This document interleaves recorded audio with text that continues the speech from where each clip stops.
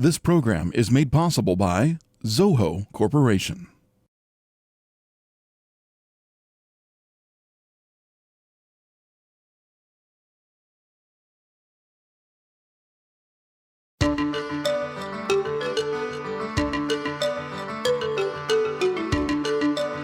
Hello and welcome. I'm Kamla. Today my guest is Vinod Dham. He's an engineer, inventor, entrepreneur, and an investor. Some of you may know him as father of the Pentium chip. He has worked in the tech industry for 40 years, and 16 of them were at Intel, which is where you made your mark as father of the Pentium processor. Welcome. Thank you. What does it mean, father of the Pentium processor?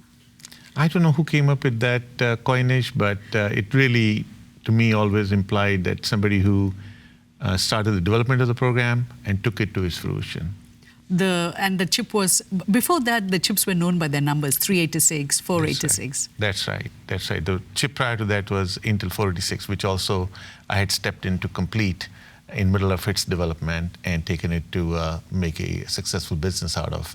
And prior to that, I was also involved with 386, not the original one, but the second version of it. So what was different about the Pentium chip? Again, the fundamental difference in all these chips was more integration of functionality and features, plus, most importantly, the speed, the performance. Because back then, we were trying to build Ferraris, and now they're trying to build Priuses. So tell us, how did your interest in science and math start? I think math, I think I had inherent interest. It turns out my grandfather was an accountant and very good in math. So a lot of my siblings... Was he Munimji, as they would say in India? He was under British Raj, one of the well-off people who kept their accounting. And so was his brother, who was actually an accountant to the Maharaja of Kashmir, which is all the trouble that got created there, the Hindu Maharaja. So I think the math was in the genes. I can see that around my nephews, nieces as well. The interest in physics really came from when I was a teenager in Delhi. The pastime was to go to Connaught Place and couldn't afford much. We didn't have enough money. But on the footpaths, which you will call here sidewalks, they would sell these Popular Mechanic and different kinds of books, and I'll pick them up for, pittance, maybe a dime or a nickel, and read them. And that's where really my fascination for space, research, and physics came. This was the time also when the race to land a man on the moon was. Absolutely, it's in the mid-60s. Okay. So you developed an interest in physics, but then you ended up doing engineering. That was really accidental. I'm an accidental engineer. I really never wanted to be an engineer, to be very honest with you. My interest was physics. I had enrolled, I'd done very well in my exams, and so I got into the best colleges in Delhi University for my physics honors. It was my brother, I have three brothers, other brothers, and it was one of them who was a physician who basically talked me into doing engineering, and in fact forced me into doing engineering because he felt that just doing physics will not commercially be very viable in terms of making a lot of money. So this thinking about, in Indian families, that you should do medicine or engineering goes way back, huh? Way back, absolutely. They not only wanted you to be educated, but they wanted to be educated in an area where you can make some money. Where you'd be gainfully employed. Exactly. Okay. So, and yours is an unusual story, and it's also a textbook case in some ways, because the textbook case is how you've become successful. The unusualness, at least the way I look at it, is usually kids in India, after they finish college, they came straight to the US. But you took a 4-year detour where you worked and discovered your passion for solid-state physics and for the hardware industry, and then decided to come here. So you worked, after you graduated, you worked for 4 years in a spin-off of Teradyne in New Delhi, which is unusual. Very true. I think what happened was I'm the youngest in my family. We are 4 brothers and a sister. In fact, I'm the only one who's born in free India today. They're all refugees from Pakistan. And so as you know, in an Indian family, the youngest one has the responsibility to look after the parents.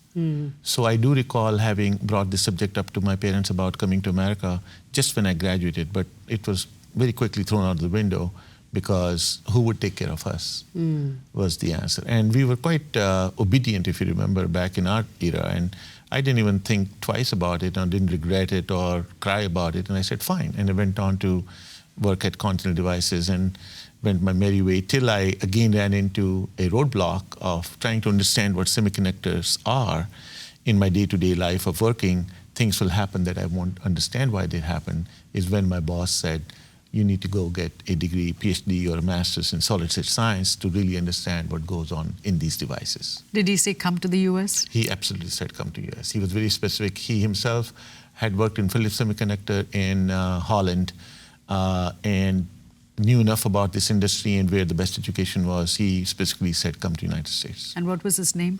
His name, we called him Mr. Madan, but his full name was S.S. Madan. That stood for Surinder Singh Madan. So then you come to the US and you applied to schools. Again, an accident. You could have come to Berkeley, but you ended up in Ohio. Oh, I mean, it was a pretty straightforward decision in our family. My father was a man of modest means. He didn't have a lot of money. Berkeley offered me admission, but did not offer me assistantship. Cincinnati offered me both free tuition and assistantship, so it was black and white. And on top of that, I do recall there was a funny anecdote. That is, my father, being a retired person, would read every day the entire newspaper, Times of India, as you know, was multiple pages of it, back to back, and had this, I didn't know about it, shared with me that Berkeley was really a place where there was a lot of protests from students, and there was turmoil going on because of the Vietnamese War. I wasn't much aware of any of that, to be honest with you. And when the Cincinnati people offered me, none of us knew where Cincinnati, or even for that matter, Ohio was. And we didn't even have a map at our home at that time to really go look up and say, where is this place? I recall going to Connaught Place to this bookshop called Golgotia and Sons and picking up for first time a international map, bringing it home, and all of us were all crowding around it looking for Cincinnati, Ohio. And when we finally found it, my dad making a comment that it's great, it must be a safe place because nobody knows where it is. So you land in Cincinnati, and what was your first day like? Oh my gosh, the first day was not good at all. I had taken a flight from Delhi to London and London to New York, and then there was a helicopter. Which airplane? Which airlines? So Pan Am airline. Okay. And then from New York, there was helicopter ride to LaGuardia. And this flight to Cincinnati only, I guess back then, was probably coming from LaGuardia Airport. For whatever reason, I never really tried to rationalize it. And towards the tail end of the flight, I did feel a little bit sick, and they have these bags for you. And the two guys sitting on either side of me were very helpful in the whole process. But when I landed, my bag never arrived.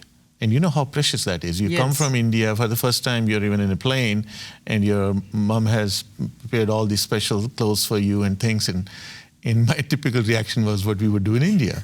That is, when I reached Cincinnati and my bag never arrived on the belt, I just checked in with the people. They said, oh, you know what?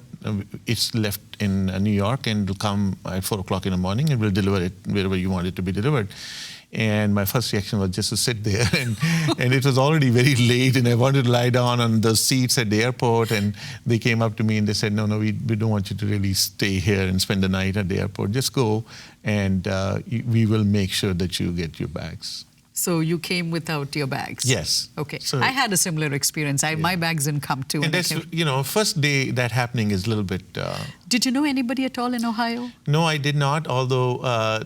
so my roommate turned out to be somebody I had known who had worked with me before in India, but he was in India at that time, and he told me to go collect the key from another student who is now a good friend and became my roommate. And I remember it turned out to be a Friday evening, and I didn't have any concept of what Fridays are in this country's so-called big weekends. And I arrive around 7:30, and I make myself into the hall, because hallways in Cincinnati have double doors because it's a very cold country, as you know. And so you open the first door, get in there, you punch in a number on the phone, the room number, and then they dial you in. Right. None of this was explained to me. How would I know that this is what I'm supposed to do? And I waited for a long time to figure out how are people getting in here. And when I saw that they were getting in by dialing in, I tried dialing this person's number. He wasn't picking up, so I just squeezed myself in with some other student out on the other side, went up to the second floor or whatever floor he was on, went up to his room, knocked many times. He wasn't there. Clearly, he had gone out for his weekend. And so I remember then waiting in the lobby for a very long time till he came back and I collected the key to go up to my room. So it was all not a very welcoming entry into the country.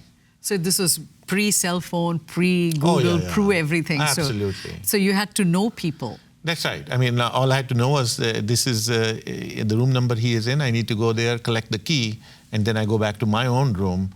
And that's the start of my journey, which from there onwards is only getting interesting.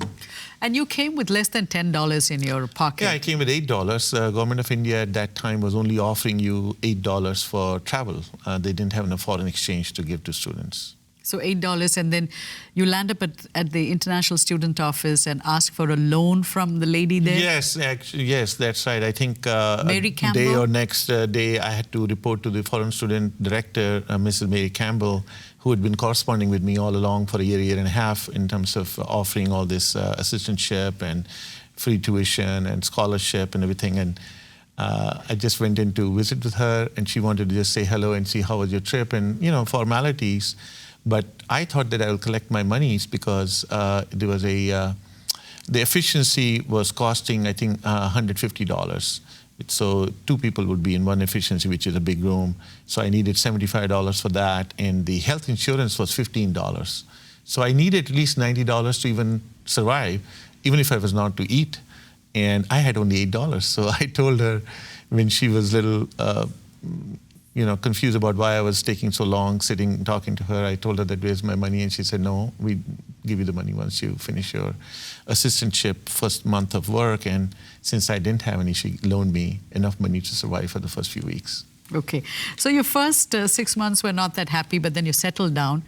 And then you became an accidental engineer once again because you saw one of your lab partners lived in a house, he had a car, he had a stereo system. Yes. And he said, that's the life I want to lead. Absolutely. I mean, it's, you go to colleges in India, mostly you're a student, and you live in home and your parents take care of you and everything is provided for. Out here, when you're in master's and graduate programs, PhD, some of your students are already married. And some of the students already have homes. And some of the students already are driving cars and living as if they are a regular life, which kind of was a little shocker to me. And also an eye-opener to say, my gosh, if they can do it, I can do it too. So that's how that whole journey started. So you went and told your professor that you don't want to do your PhD, but after master's you want to work. And That's this professor right. was kind enough to actually take you to a job interview? Well, he wasn't kind enough. Initially, when I told him and broke this news to him, he was very upset about it because remember what they do is we were the cheap labor that was being brought in as students and made to work on very advanced topics of research that was funded by NASA or DARPA or institutes like that.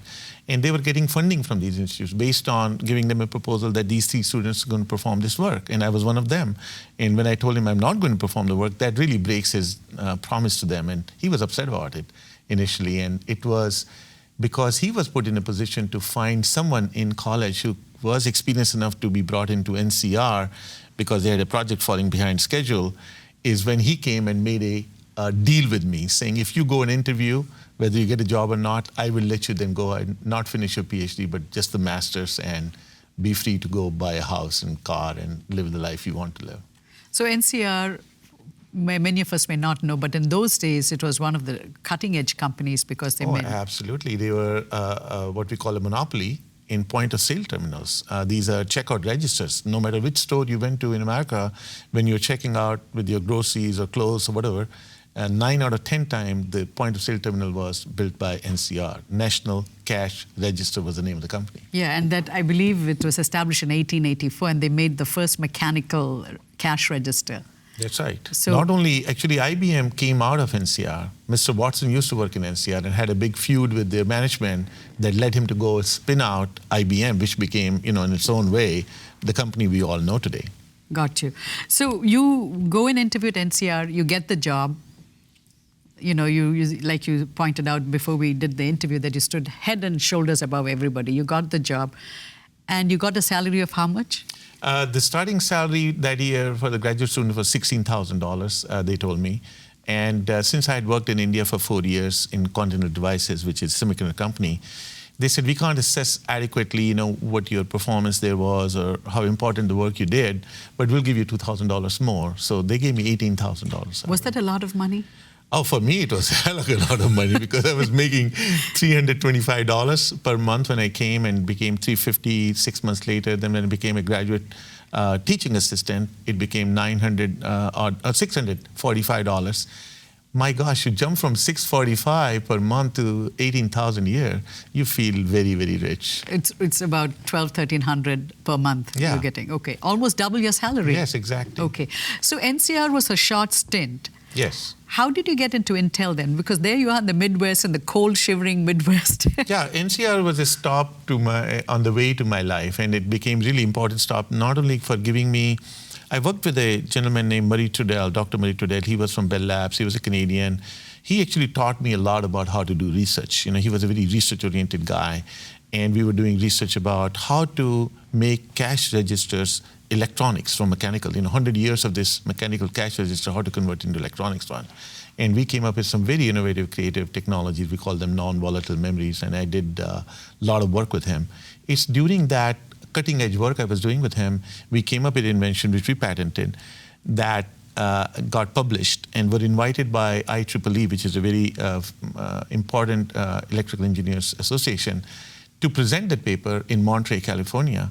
And he talked me into going and presenting it, even though really he and I had both worked on it, and he was a senior person, and I had never presented before, so I really didn't want to.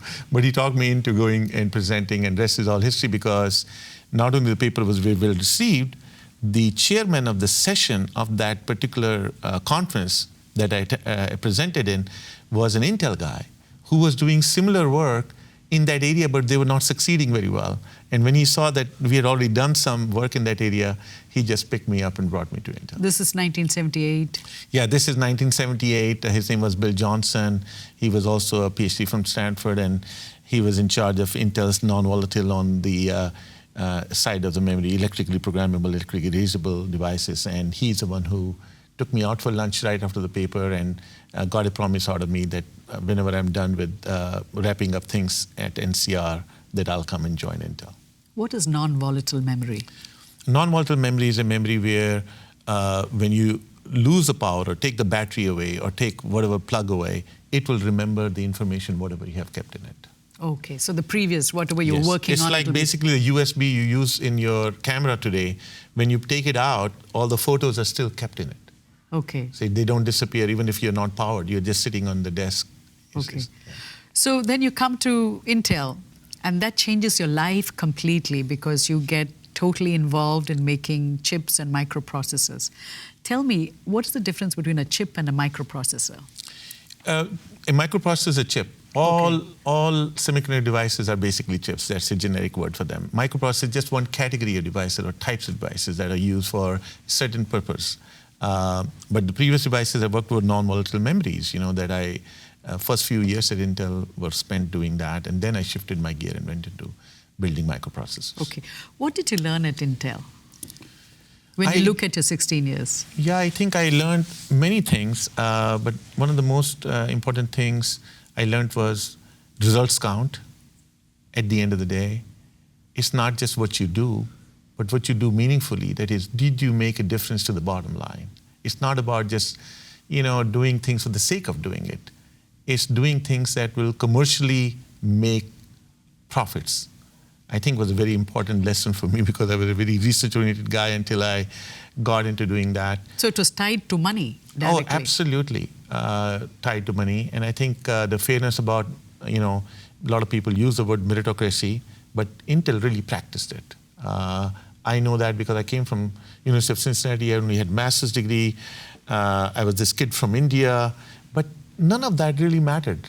They were just purely about who is making the difference to the bottom line. And if you are, then you're growing rapidly and getting more responsibility and more exciting things to do.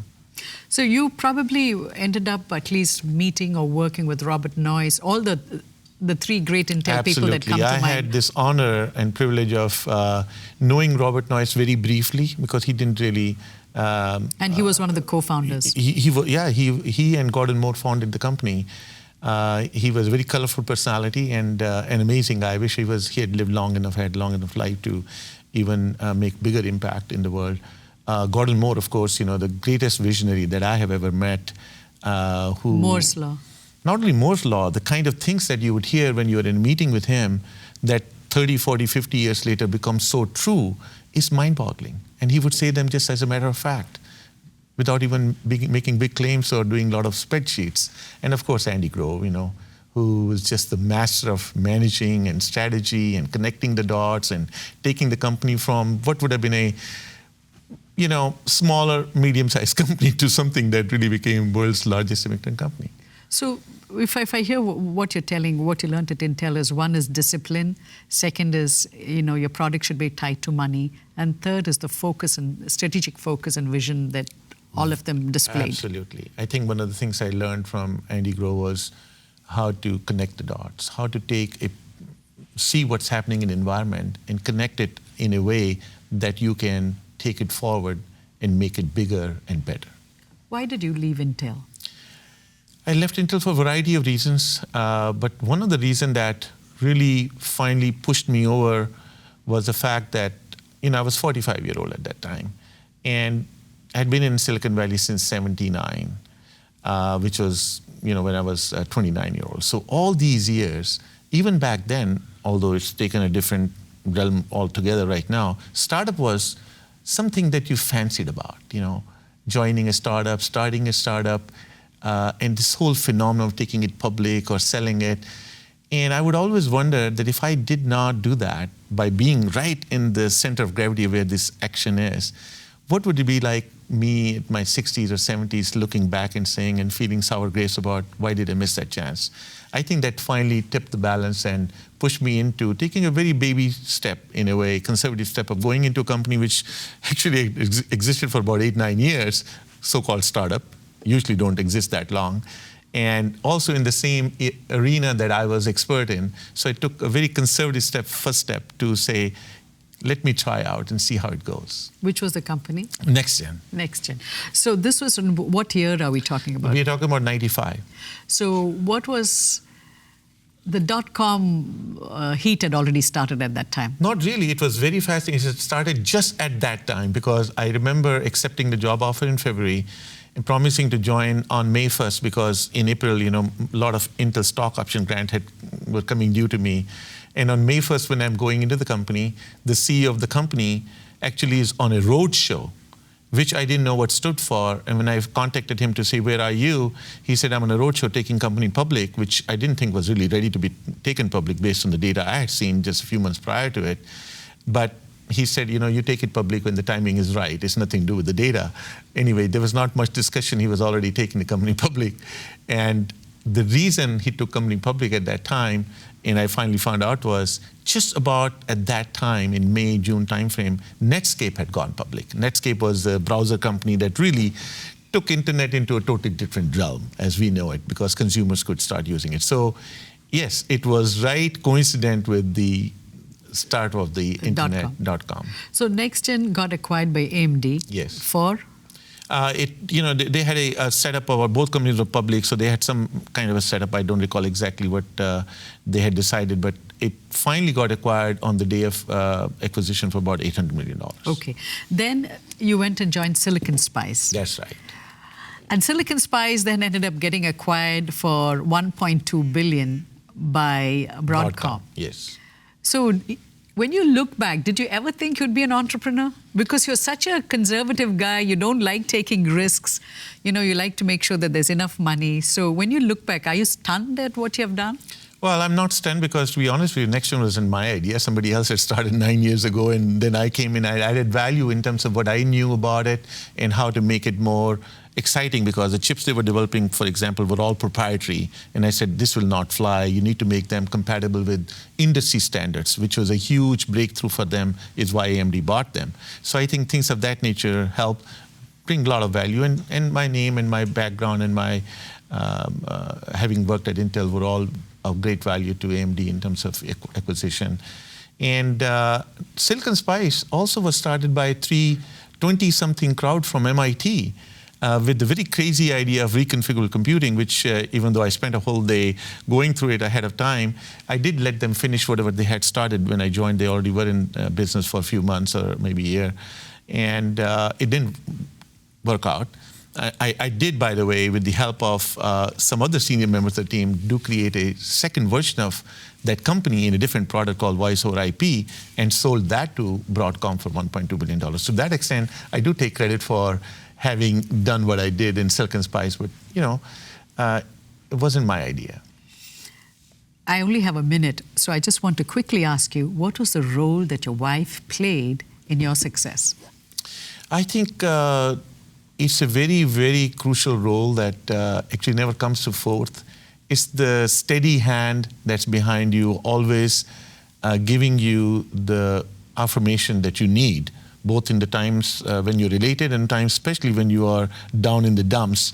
And somebody who truly you reflect from in the right sense. I recall there were moments where I would come in and not be happy about something that's happened, only to be told that actually, in reality, it is my problem. So, that kind of an answer, very few people will give you, few people are in position to give you, and fewer people still have the credibility and ability to give you and for you to listen and accept it. How did you resolve your differences? Because your late nights must have resulted in tension. No, I didn't have really that many late nights, to be honest with you. I think the world has gone crazy with the advent of mobility and cell phone and smartphone. In our era, when you came home, you were homebody. There was nobody calling you, and you were not checking your emails and smartphones every 2 seconds and seeing what's going on. We had a much more easier life, other than, I would say, every 2-3 years we do what we call tape out a chip. That is a process of now translating from design into actual silicon. Now those 3 months are extremely hectic, both in terms of taping out, getting the silicon, it's not working, what's not working.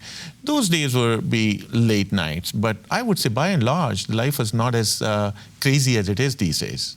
Vin, we ran out of time, so we never got to talk about you being an investor and an entrepreneur, but hopefully you'll come back another time and we'll talk. So this is to quote Robert Noyce, who said, "Don't be encumbered by history, go off and do something wonderful." Absolutely. So I guess you're doing something wonderful with being a CEO all over again? Yes, I am. Okay. I am. We'll have you back once again and talk about your role as an investor and as an entrepreneur after a very long time. Yes, right? Thank you. Thank you so much. Thank you. And thank you for watching. We'll be back again next week with another show.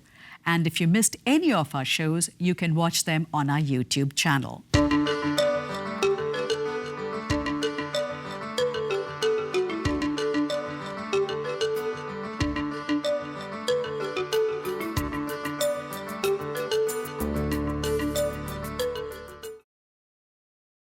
This program is made possible by Zoho Corporation.